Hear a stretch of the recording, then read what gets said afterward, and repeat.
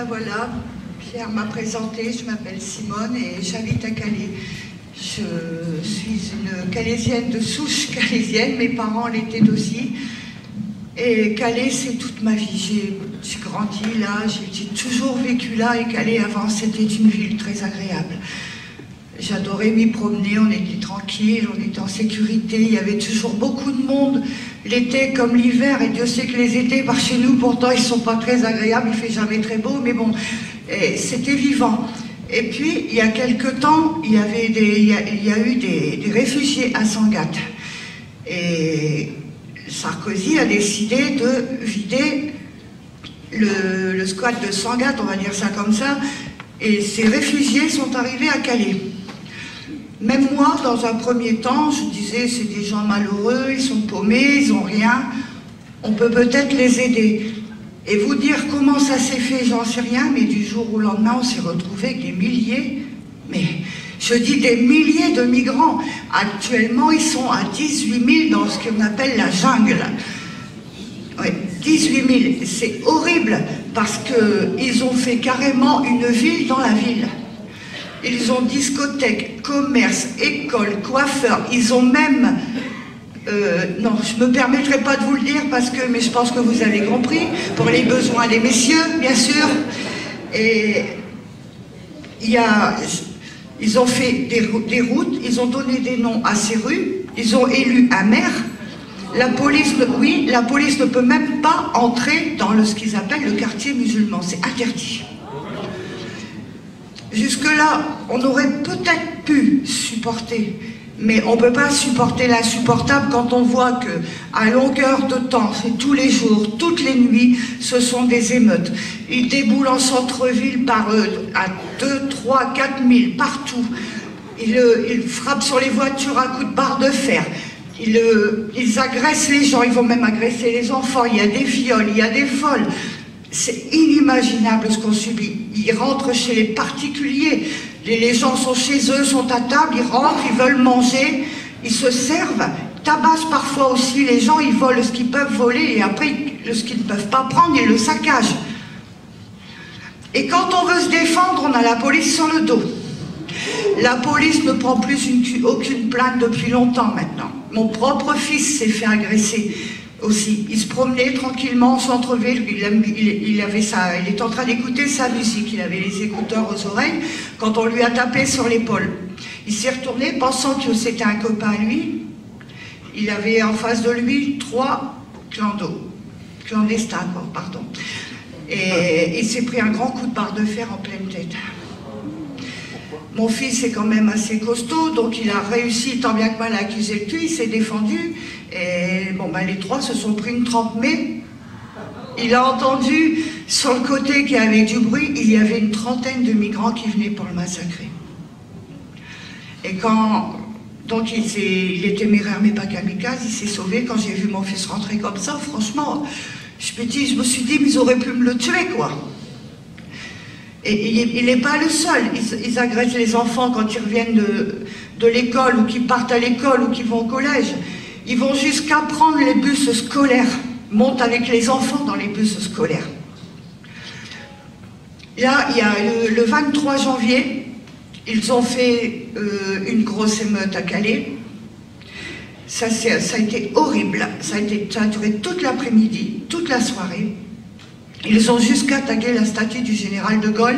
Ils ont écrit dessus « Nique la France » avec le drapeau de Daesh en dessous. Voilà. Qu'est-ce que je peux vous dire de plus que ce qu'on subit? Ils manifestent parce que sur leurs conditions d'accueil, mais plus on leur en donne, plus ils en veulent. Ils en ont jamais assez. Jamais, jamais, jamais. Quand on les croise, c'est « donne monnaie, donne téléphone ». Si on ne donne pas, on se fait tabasser. Et ne comptez pas sur la police pour vous aider. Je vous dis, ils ne prennent même plus les plaintes. Quand on veut manifester, on se prend la police sur le dos. Quand on se fait agresser, on va au commissariat de police. Que voulez-vous qu'on vous dise? Ils se ressemblent tous. On ne peut rien faire. Et je ne vous raconte pas de bêtises. Ça, je vous promets. Et moi, personnellement, j'aimais beaucoup avant aller sur ce que j'appelle la tombe de mon fils, c'est à la mer. J'ai perdu mon fils, on a mis ses cendres à la mer parce que c'était son désir, j'ai respecté son vœu. Je disais à mon mari, le soir, emmène-moi sur la tombe de mon fils, j'en ai besoin. Je ne peux plus le faire maintenant, parce que rien que le fait de traverser le centre-ville à Calais, on se met en danger. Le soir comme ça, dès qu'il commence à faire noir, on se met en danger. Je ne peux plus aller là où j'aimais aller pour... Je ne peux plus. C'est pas possible. J'ai peur. J'ai peur. Et on est beaucoup comme ça à Calais. Et ce que je ne comprends pas non plus, ce sont les Calaisiens. Ce sont les Calaisiens. Encore hier, il y a eu une manifestation. On était peut-être une petite dizaine de Calaisiens. Et tous les autres, ils étaient où? Mais la peur n'évite pas le danger. Le gouvernement nous a abandonnés. Ils ont décidé de condamner Calais. Et si nous, Calaisiens, on ne bouge pas, on va choper tous les migrants de France là, et nous, on est fichus, on est morts. Et les Calaisiens, des moutons, je ne les comprends pas.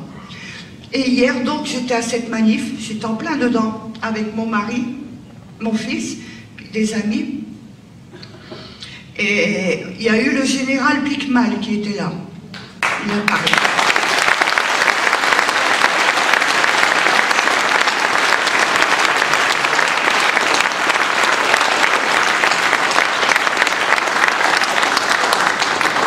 Et ce que j'ai vu hier, je vous cache pas, j'ai pas dormi de la nuit parce que je me suis sans arrêt repassé la scène. Chose que à la télé, à la radio, ils n'ont pas dit, même pas dans les journaux, on l'a vu se faire arrêter, se faire malmener comme une racaille. Lui qui est quand même une icône, une image de la France, qui mérite tous les respects, tous les honneurs dus à son grade, comme une racaille. On l'a vu se faire plaquer par terre, le policier lui mettre le pied sur la nuque. Je vous promets, aussi vrai que je suis devant vous, on l'a vu. Ensuite, ils l'ont traîné, ils l'ont ramassé, ils l'ont emmené, chacun par un bras, ses pieds ne touchaient même pas terre. Et ils nous ont chargés, bien sûr. J'ai eu de la chance d'être là aujourd'hui devant vous parce que mon mari, qui a été assez malin, nous a fait passer par derrière les fourgons de gendarmes, de CRS, de canons à eau qu'il y avait. Sinon, ben, j'étais embarquée, je serais encore en garde à vue aujourd'hui. Et qu'est-ce que j'avais fait de mal? J'étais venue là. Là, pour protester contre l'immigration massive, invasive qu'on subit à Calais. Vous vous rendez compte que même les commerces ont perdu de 40 à 60% de leur chiffre d'affaires, alors qu'avant Calais, c'était une ville florissante, c'était gai, c'était animé, il y avait toujours des étrangers pendant les périodes de vacances d'été, les périodes de fêtes de fin d'année. Aujourd'hui, il n'y a plus rien. Plus rien. Tous les commerces qui avaient ouvert en centre-ville, ils sont tous fermés à part un. Calais, c'est une ville morte. Une ville morte à cause de ces clandestins qu'on a là. Et quand ils descendent comme ça dans les rues de Calais, armés avec leurs barres de fer et des cocktails Molotov aussi. Attention, ils ont été surpris en train d'en faire, mais moi je ne comprends pas pourquoi on ne les punit pas. Pourquoi, quand la police les attrape, les relâche aussi vite? Alors que si nous...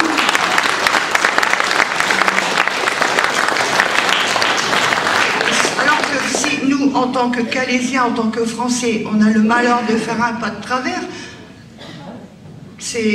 on est tout de suite emmené en garde à vue, on est passé sur le grill, on n'a plus le droit à rien, plus le droit. Et parlons aussi de Madame Bouchard, Natacha Bouchard. Je vais vous dire comment je l'appelle, moi, Madame Bouchard. Je l'appelle la limace. Oui, parce que plus le temps passe, depuis qu'elle est élue maire de Calais, plus elle engraisse. Et franchement, elle ne fait rien pour les habitants de Calais. Elle a eu des aides de je ne sais combien de millions d'euros.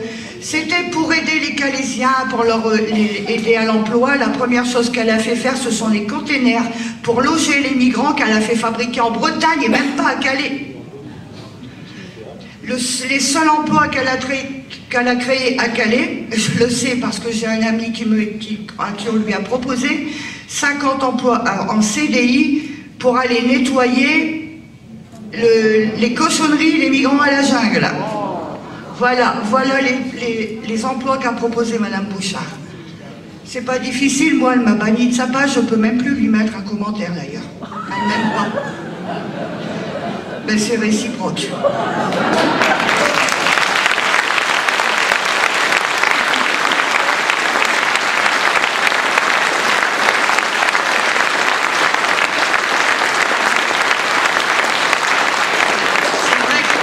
Comme disait Pierre, je ne suis pas une intellectuelle, je n'ai pas fait des grandes études parce qu'ayant perdu mon père jeune, j'ai été obligée d'arrêter l'école très jeune aussi pour pouvoir aider. Mais je ne suis pas idiote pour autant.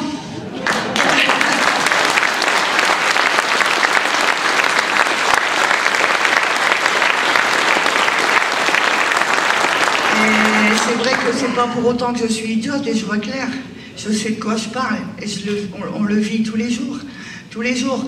Alors maintenant, il y a aussi une chose qui se passe, c'est que ce sont les no-borders qui... Alors là, les no-borders, c'est la pire racaille qu'il peut y avoir, parce que c'est eux qui poussent les clandestins qu'on a à Calais à foutre, à mettre le... On va le dire comme ça, le bordel, hein. Mais c'est bien pire que ça. Ils sont aux quatre coins de la ville avec leurs talkie-walkie, puis ils leur donnent leurs ordres. J'ai vu les CRS reculer, moi, devant les migrants l'autre fois. Ouais. J'en ai pleuré. Parce que je me suis dit, c'est pas normal. C'est pas normal. On est chez nous, on est dans notre pays, on est dans notre ville. Les CRS devraient plutôt... C'était aux migrants de reculer et pas l'inverse. Pas l'inverse. Alors, ils manifestent parce que... Comment donc? Ils veulent 2000 € d'argent de poche par mois. Personnellement, moi, je les ai pas. Ça, c'est... Ils veulent une voiture et aussi une maison, bien sûr. Et une maison, parlons-en des maisons. Quand on voit que Madame Bouchard a fait expulser des gens de leur maison de Calais qui étaient auprès de la zone des dunes parce qu'ils étaient... C'était pas vivable pour eux parce que les migrants trop près de chez eux, ils ont subi des agressions, des vols et j'en passe. Elle les a expulsés alors qu'ils payaient leur loyer. Même moi, ma maison, on me chasse de ma maison le mois prochain. On me prend ma maison. Pourtant, on a toujours été honnête. Mais c'est trop long à expliquer. Il y a eu un jugement et on me vend ma maison le mois prochain alors qu'on n'a rien à se reprocher. Vous voyez? Chez mon mari qui est malade, qui a un cancer, mais ça fait rien. Les Français, il faut les écraser, il faut les foutre dehors, il faut leur prendre tout ce qu'ils ont pour laisser la place à la racaille qui veulent nous coloniser.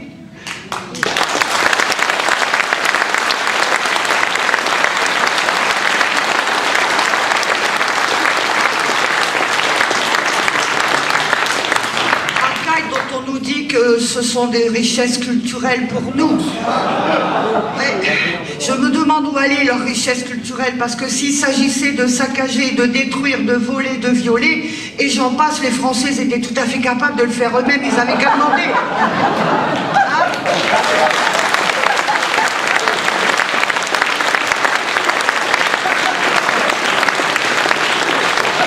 Eh oui, moi je parle avec mon cœur, avec mes mots à moi, et voilà quoi.